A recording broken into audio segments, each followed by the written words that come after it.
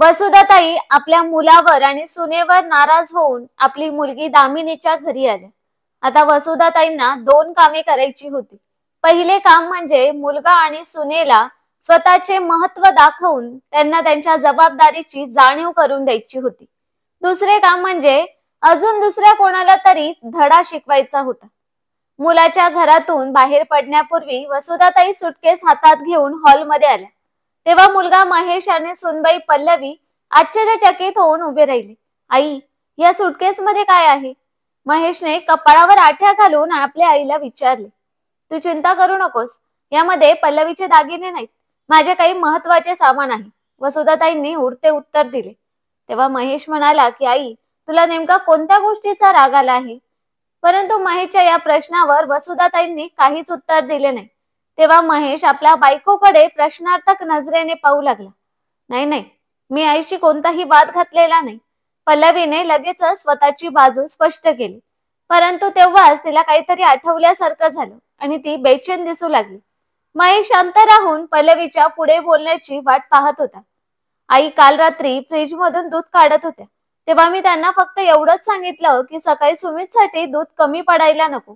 काल चहा खूप वेळा बनला होता, मला असे वाटले नव्हते की एवढ्या छोट्या गोष्टीने आईला एवढे वाईट वाटेल। आपले बोलणे पूर्ण करत पल्लवी आता रागाचा शिकार झाली होती।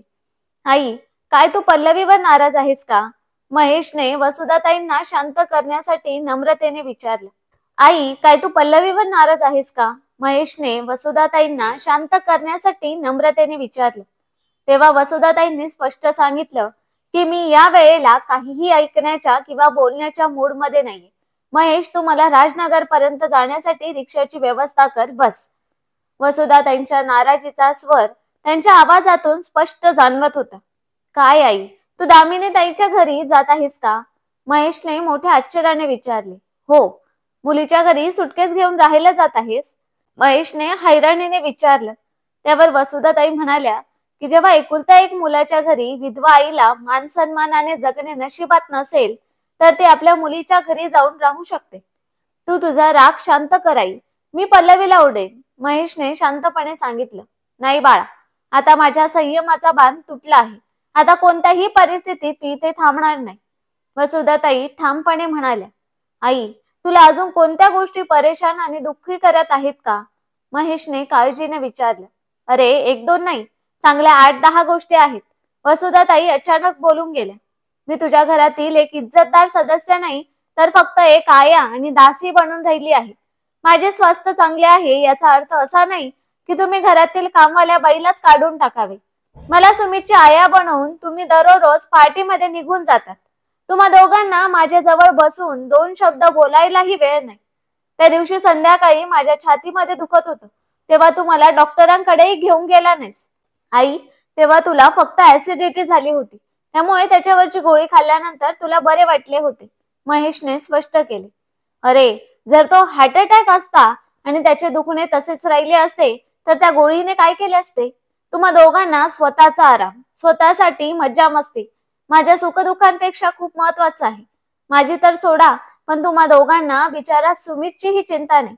मुलाची सर्व जबाबदारी आजीवर टाकणारे निष्काळजी आई बाबा कदाचित तुम्हीच असाल। वसुधाताईंनी बेधडकपणे सर्व ऐकवलं। त्यावर वाकडे तोंड करत पल्लवी म्हणाली की आई, आम्ही एवढेही वाईट नाही जेवढे तुम्ही बोलत आहात। आज तुम्ही विनाकारण तिळाची गोष्ट पर्वतासारखी मोठी करून सांगत आहात। तेव्हा महेश म्हणाला की ठीक आहे आई, मी एक आया शोधतो, पण तोपर्यंत थांब, निघून जाऊ नकोस। नाही, जोपर्यंत आया मिळत नाही तोपर्यंत तू ऑफिस मधून सुट्टी घे, वसुधाताई ठामपणे म्हणाल्या। मुलगा खेळून परत येईल आणि जर त्याने मला जाताना पाहिलं तर तो रडेल, वसुधाताई म्हणाल्या। चल महेश, माझ्यासाठी रिक्षा बघ, असं म्हणून वसुधाताईंनी आपला सुटकेस महेशच्या हातात दिली आणि त्या घराबाहेर पडल्या। पल्लवीने आपल्या शेजाऱ्यांकडे फोन करून नवीन आया शोधण्याचा प्रयत्न सुरू केला। या दरम्यान साधारण 30-40 मिनिटांनंतरच वसुधाताई आपल्या जावई अभयच्या घरी पोहोचल्या। अभय आणि दामिनीने विचारल्यावर त्यांनी तेच सर्व गाऱ्हाण सांगितलं जे काही वेळापूर्वी आपला मुलगा महेश आणि सून पल्लवीला ऐकवलं होतं। अभयने आश्चर्य व्यक्त करत विचारलं की आई, तुम्ही तिथे खुश नाही आहात असं कधीच वाटलं नाही। माझ्या वेदना लगेच कोणाला दाखवण्याची सवय नाही अभय मला, पण जेव्हा पाणी डोक्यावरून गेलं तेव्हा सुटकेस घेऊन निघाले. वसुधाताई भावूक होत म्हणाल्या, आई, हे घरही तुमचंच आहे. जोपर्यंत तुमचं मन होईल तोपर्यंत तुम्ही इथेच राहा. अभयने त्यांना समजावले. प्रिया आणि बंटी तुमच्या बरोबर खूप आनंदी होतील, अभयने हसत सांगितलं. पण मी इथे थांबणार नाही, वसुधाताईंनी ठामपणे सांगितलं. आई, तुम्ही उगाच रागवू नका, दामिनीने समजावलं. मी आता आत्मनिर्भर होईल. सविता माझी जुनी मैत्रीण आहे, तिच्याकडे पापड बनवण्याचं काम मिळवेल, वसुधाताईंनी ठामपणे सांगितलं. आई, आता या वयात तुम्ही का काम करायचं म्हणताय, अभयने काळजीने विचारलं. जेव्हा दामिनीचे बाबा गेले तेव्हा मी स्वतःच काम करून माझ्या मुलांना वाढवलं. आता परत तसंच करू शकते, वसुधाताईंनी आत्मविश्वासाने सांगितलं. आई, मला तुझ्यावर गर्व आहे, वसुधाताईंना मिठी मारून दामिनी आपल्या नवऱ्याला म्हणाली. मला ती वेळ आठवते जेव्हा आई स्वतःचे सुख विसरून दिवस रात्र मेहनत करत होती. आमचे पालन पोषण करून आम्हाला योग्य प्रकारे आमच्या पायावर उभे राहण्यासाठी तिने कोणत्याही गोष्टीची कमी पडू दिली नाही. हाच विचार सतत तिच्या डोक्यात असायचा. आज महेश बँक ऑफिसर आहे, तर मी पोस्ट ग्रॅज्युएट होऊन नोकरी करते. या मागची सर्व मेहनत फक्त आईचीच आहे. आईने आमच्यासाठी एवढं केलं असताना सुद्धा महेश आईची योग्य काळजी घेत नाही. तेव्हाच वसुधाताई म्हणाल्या की माझी ही मुलगी सुद्धा कमी हिमतीची नाही. पापड बनवण्यामध्ये ही नेहमीच मला मदत करत असायची. अभ्यासामध्ये नेहमीच ती पुढे असायची. जर माझी वेळ चांगली असती तर नक्कीच डॉक्टर बनली असती माझी ही मुलगी. तुम्ही दोघी बसून गप्पा मारा, मी माझा एक आजारी मित्र आहे त्याची तब्येत विचारून येतो. आई, तुम्ही इथे बिंदास्त राहा, मनात कोणतीही शंका आणू नका. महेश आणि पल्लवीला मी समजावेन, सर्व काही ठीक होईल, असे म्हणत अभय त्यांच्यामधून उठून आपल्या रूम मध्ये गेला. काही वेळाने तो तयार होऊन बाहेर निघून गेला. त्याच्या अंगातून येणाऱ्या परफ्यूमच्या सुगंधाकडे दामिनीचे लक्ष गेले नाही, पण वसुधाताईंनी मात्र तो सुगंध नक्कीच टिपला. अभयचा कोणता मित्र आजारी आहे, वसुधाताईंनी आपला टोन नॉर्मल ठेवत दामिनीला विचारलं. तेव्हा दामिनीने बेफिकर स्वरात उत्तर दिलं की मला माहित नाही. मुली, नवऱ्याच्या मित्रांची आणि ऑफिस मधील प्रत्येक महत्वाच्या व्यक्तीच्या कार्याची माहिती बायकोने ठेवावी, वसुधाताईंनी समजावत सांगितलं. आई, बंटी आणि प्रिया यांची काळजी घेण्यातच मी खूप व्यस्त असते. माझ्याकडे या गोष्टींसाठी वेळ शिल्लक राहत नाही. स्वतःसाठी वेळ काढ. तू थोडा वेळ वाचवून अभयला आनंदी ठेवण्यासाठी वापरलास तर त्याला बरं वाटेल. जशी मी आहे तशीच मी त्याला आवडते. आई, माझी काळजी करू नकोस. आणि मला सांग, तू खरंच सविता काकूंना उद्या सकाळी काम मागायला जाणार आहेस का?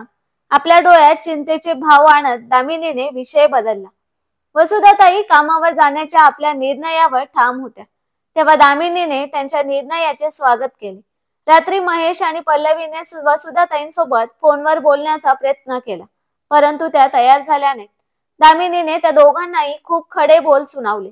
पल्लवीने आपल्या नंदेचे बोलणे शांतपणे ऐकले, मात्र महेश एवढंच म्हणाला की आईने कधी माझ्याकडे एक शब्दाने तक्रार केली असती तर मी नक्कीच त्यावर काही उपाय काढला असता. मला स्वप्नातही नव्हते वाटले की ती घरामध्ये दुःख आणि परेशानी सोबत राहत आहे. तिने घर सोडण्याआधी माझ्याशी बोलायला हवे होते. दामिनीने जेव्हा याविषयी आपल्या आईला प्रश्न विचारला तेव्हा वसुधाताईंनी मला झोप येत आहे असं कारण सांगून झोपण्यासाठी बंटी आणि प्रिया यांच्या रूम मध्ये निघून गेले. त्या दोन्ही मुलांनी आपल्या आजीकडून आधी एक गोष्ट ऐकली आणि मग त्यांना मिठी मारून झोपी गेले. वसुधाताईंच्या मनात मात्र सुमितची खूप आठवण येत होती. दुसऱ्या दिवशी मुलांना शाळेत आणि अभयला ऑफिसला पाठवल्यानंतर दामिनी आपल्या आईला घेऊन सविता काकींना भेटण्यासाठी निघाली.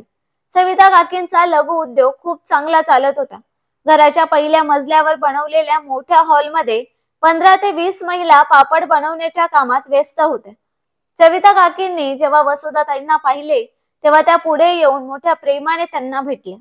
सर्वप्रथम त्यांनी जुन्या आठवणींना उजाळा दिला. चहा नाश्ता झाल्यानंतर वसुधाताईंनी त्यांना आपण का आलो आहोत याचे कारण सांगितले. ते ऐकता सविता काकींना सुरुवातीला आश्चर्य वाटलं. मग एक दीर्घ श्वास घेत त्या स्मित हास्य करत म्हणाल्या की तुला जर असे वाटत असेल वसुधा, तर आपल्या समस्यांवर चर्चा करूया आणि तुझा मूड हलका करूया. कधी काळी तू माझा आधार होतीस आणि आज पुन्हा तुझे साथ मिळाल्याने मला तर खूप आनंदच होत आहे. जर तुला माझा उजवा हात बनायचं असेल तर आजपासूनच मला काम सांभाळायला मदत कर. आपल्या मैत्रिणीचे हे बोलणे ऐकून वसुधाताईंच्या डोळ्यात अश्रू उभे राहिले. वसुधाताई आणि दामिनी यांनी कित्येक वर्षांनंतर पापड बनवायला सुरुवात केली. दोघींची ही कौशल्य लवकरच परत आली आणि त्या काम करताना खूप आनंदी होत्या. दुपारच्या जेवणाची वेळ कधी झाली ते त्यांना कळलेही नाही. दामिनी घरी परतली कारण मुलं शाळेतून परतणार होती. वसुधाताईंनी सविता काकींसोबत जेवण केले. वसुधाताई संध्याकाळी घरी आल्या तेव्हा त्या खूपच प्रसन्न होत्या. त्यांनी अभयला त्या दिवसाचे अनुभव मोठ्या उत्साहात ऐकवले. रात्री 8 वाजण्याच्या सुमारास महेश, पल्लवी आणि सुमित तिथे पोहोचले. त्यांना पाहून दामिनीचा पारा 7व्या आसमानावर गेला. मोठ्या प्रयत्नांनी अभय आणि वसुधाताईंनी तिचा राग शांत केला. शांत झाल्यानंतरही दामिनीने आपल्या भावाला आणि वहिनीला खूप साऱ्या गोष्टी सुनावल्या. मग महेश म्हणाला, आई घरी चल. या वयात आम्ही असताना तुला कामावर जाण्याची गरज नाही. जगाच्या नजरेत आम्हाला कमीपणा आणून तुला काय मिळेल? महेश अगदी नम्र स्वरात प्रश्न करत होता. तेव्हा वसुधाताईंनी मात्र ठामपणे उत्तर दिलं की मी याविषयी तुमचं काहीच ऐकणार नाही. तुम्ही लोक चहा प्या, तोपर्यंत मी सुमित सोबत बोलते. वसुधाताईंनी आपल्या 5 वर्षाच्या नातवाला आपल्या काखेत उचललं आणि त्या हॉलमधून उठून मुलांच्या रूम मध्ये निघून गेले. त्या रात्री महेश आणि पल्लवी वसुधाताईंना सोबत घेऊन जाण्यासाठी असफल राहिले. परत जाताना दोघांचेही मूड खूप खराब होते. अभयने त्यांना सांगितलं की आई आता रागात आहे. काही दिवसांनी त्यांचा राग शांत झाला की आपण त्यांना समजावून घेऊन जाऊ. महेशने अभयला विनंती केली की भाऊजी, तिला पापड बनवण्याच्या कामावर जाण्यापासून थांबवा, कारण ही गोष्ट जर लोकांना समजली तर ते आम्हाला हसतील. अभय शांतपणे म्हणाला की मेहनत आणि प्रामाणिकपणे केलेले काम हसणाऱ्यांनाही लाज आणते. त्यावर दामिनी म्हणाली की आईने हेच काम करून आपल्याला लहानाचे मोठे केले आहे. कधी जाऊन पहा, सविता काकींच्या इथे काम करणाऱ्या प्रत्येक महिलेच्या चेहऱ्यावर किती स्वाभिमान आणि आनंद झळकत असतो. थोड्या वेळासाठी मीही आईसोबत रोज जाईन. आपला निर्णय सांगताना दामिनीने कोणत्याही शंका किंवा भीतीला स्थान दिले नाही. नंतर अभयने तिला कामावर न जाण्यासाठी समजावण्याचा प्रयत्न केला, पण दामिनीने स्वतःचा निर्णय बदलला नाही. तेव्हा वसुधाताई म्हणाल्या की माझी मुलगी दामिनी सुद्धा काही प्रमाणात माझ्यासारखी जिद्दी आहे. तेव्हा वसुधाताई म्हणाल्या की माझी मुलगी दामिनी सुद्धा काही प्रमाणात माझ्यासारखी जिद्दी आहे अभय. ती कोणावरही अन्याय होताना पाहू शकत नाही. तू नाराज होऊ नकोस, पण काही दिवसांसाठी तिला तिची इच्छा पूर्ण करू दे. मी तुमच्यावर घरच्या कामाचा भार पडू देणार नाही. मला सांगा, तुमच्या मित्राची तब्येत कशी आहे? वसुधाताईंनी अचानक विषय बदलला. अभय एकदम दचकला आणि म्हणाला, माझ्या मित्राच्या तब्येतीला काय झालं आहे? अरे, काल तूच तुझ्या एका आजारी मित्राची चौकशी करायला गेला होतास ना? हो हो, तो आता ठीक आहे. अचानक अस्वस्थ दिसणाऱ्या अभयने वर्तमानपत्र उचलून डोळ्यांसमोर धरले. जणू वसुधाताईंच्या डोळ्यांपासून चेहऱ्यावरील भाव लपवण्याचा तो प्रयत्न करत होता. वसुधाताईंनी दामिनीकडे पाहिले, पण तिचं लक्ष त्या दोघांकडे नसून प्रियाची वेणी उघडण्याकडे होतं. वसुधाताईंसोबत दामिनी सुद्धा रोज पापड बनवण्याच्या कामासाठी जात होती आणि संध्याकाळी परत येत होती. परंतु मुलं दुपारी 1 वाजताच घरी परतायची. या रोजच्या कामाने दोघीही खूप आनंदी होत्या. पण सुमितला आठवून कधी कधी वसुधाताई खूपच उदास व्हायच्या. महेश आणि पल्लवी अखेर 3 आठवड्यांनी वसुधाताईंना परत आपल्या घरी घेऊन जाण्यात यशस्वी ठरले. आई, आया सुमितची चांगली देखभाल करत नाही. तो चिडचिड आणि अशक्त होत आहे. तुमच्या गैरहजेरीत सगळं घर कोलमडून गेलं आहे. मी हात जोडून प्रार्थना करते. मी माझ्या सर्व चुका सुधारण्याचं वचन देते. आता पुरे झालाय. आता आपल्या घरी चला, कृपया घरी चला. पल्लवीने अश्रूंनी भरलेल्या डोळ्यांनी विनवणी केली. वसुधाताईंनी हात जोडून विनवणी करणाऱ्या आपल्या सुनेला मिठी मारली आणि घरी परतण्याचा निर्णय घेतला. दामिनीने आधीच खात्री करून घेतली होती की घरात झाडू आणि भांडी धुण्यासाठी बाई येत राहील. तिला आया सुद्धा भविष्यासाठी ठेवायची होती. पण वसुधाताई त्यासाठी तयार नव्हत्या. त्यांना माहित होतं की आज त्यांना त्यांच्या घरी परत जावं लागणार आहे. आता आपण सगळे आधी बाजारात जाऊ. मी माझ्या पैशाने तुम्हा सर्वांना मेजवानी देईन आणि भेटवस्तू देखील, वसुधाताईंनी घोषणा केली. ही घोषणा ऐकून मुलांनी आनंदाने टाळ्या वाजवल्या. वसुधाताईंनी सर्वांना त्यांच्या आवडीच्या वस्तू विकत घेऊन दिल्या. अभय आणि महेशला शर्ट घेतले. दामिनी आणि पल्लवीने आपापल्या आवडीच्या साड्या घेतल्या. प्रियासाठी ड्रेस खरेदी केला. बंटीसाठी बॅट आणि सुमितसाठी रिमोटवर चालणारी कार मिळाली. बाजारातून परतण्यापूर्वी वसुधाताईंनी एकट्या अभयला सोबत घेऊन एका आलिशान दुकानात नेले, जिथे महिलांसाठीच्या कॉस्मेटिक वस्तू विकल्या जात होत्या. आई, तुम्ही स्वतःसाठी काही खरेदी करायला आला आहात का? अभयने उत्सुकतेने विचारलं. नाही, मला इथून नेहासाठी काहीतरी विकत घ्यायचं आहे. वसुधाताईंनी गंभीर स्वरात उत्तर दिलं. नेहा कोण? अचानक अभयच्या चेहऱ्यावरचा रंगच उडाला. माझी मैत्रीण माधुरीच्या फ्लॅटच्या समोर राहणारी तुझी मैत्रीण, तीच नेहा, जिला तू अनेकदा भेटायला जातोस, जिच्यासोबत तुझं चुकीचं नातं तयार झालं आहे. आई, तसं काही नाही. अभय, प्लीज खोटं बोलण्याचा प्रयत्नही करू नकोस आणि माझा इशारा लक्षात घे. दामिनी पूर्णपणे तुझ्यासाठी एकनिष्ठ आहे, घर आणि मुलांसाठी समर्पित आहे. गेल्या काही दिवसात तुझ्या लक्षात आलं असेल की ती अन्यायासमोर गप्प बसू शकत नाही. वसुधाताई म्हणाल्या की माझी मुलगी सन्मानानं जगणं ही सर्वात मोठी महत्वाची गोष्ट मानते. जर त्या नेहाची तिला थोडी जरी कुणकुण लागली ना, तर ती तुला सोडून जाईल. माझी मुलगी कोरडी भाकरी खाईल पण सन्मानाने जगेल. मी जशी पापड बनवून मुलांना सक्षम बनवलं, तसंच तीही आपल्या मुलांना सक्षम करेल. अभय, जर तू आज नंतर कधीही नेहाच्या फ्लॅटवर गेलास तर मी दामिनी समोर तुझं कच्चं पत्र उघडून दे. तू मला आत्ताच वचन दिलं पाहिजे की तू तिला कायमचं सोडून देणार. जर तू असं केलं नाही तर बायको आणि मुलांपासून दूर राहण्याची तयारी ठेव. आधी तुझं घर उद्ध्वस्त कर आणि मग नेहासोबत मज्जा कर. अभयने थरथरत्या आवाजात आपला निर्णय सांगायला फारसा वेळ घेतला नाही. आई, दामिनीला काहीही सांगू नका. ती साधी सरळ स्त्री मला कधीच माफ करणार नाही. छान, मला तुझं हेच उत्तर अपेक्षित होतं. वसुधाताईंनी समाधानाने उत्तर दिलं. चल बाहेर ये, घरी जाऊया. वसुधाताईंनी एका दगडात 2 पक्षी मारले होते, त्यामुळे त्या खूप समाधानी होत्या. त्यांनी घर सोडून महेश आणि पल्लवीला त्यांच्या जबाबदाऱ्या ओळखून दिल्या आणि त्यांचं महत्त्व पटवून दिलं. त्याचप्रमाणे दामिनीच्या व्यक्तिमत्वातील विशेष गुणांची अभयला जाणीव करून दिली. वसुधाताईंची दोन्ही कामं पूर्ण झाली होती. त्यांना जे साध्य करायचं होतं ते त्यांनी केलं. एका स्त्रीने जर मनावर घेतलं तर ती कुटुंबाला योग्य पद्धतीने रुळावर आणू शकते. याचं मूर्तिमंत उदाहरण म्हणजे वसुधाताईंचं जीवन. त्यांची मुलं लहान असताना नवऱ्याने साथ सोडली. सासरच्या लोकांनी त्यांचा उपयोग फक्त घरातील काम करण्यासाठी केला. पण वसुधाताईंनी आपल्या मुलांसाठी, त्यांच्या उज्ज्वल भवितव्यासाठी आणि आपला स्वतःचा स्वाभिमान जागृत ठेवण्यासाठी खूप कष्ट केले. त्यांनी स्वतःला सक्षम बनवलं आणि आपल्या मुलांचा संसार सुखाचा करण्यासाठी प्रत्येक प्रयत्न केला.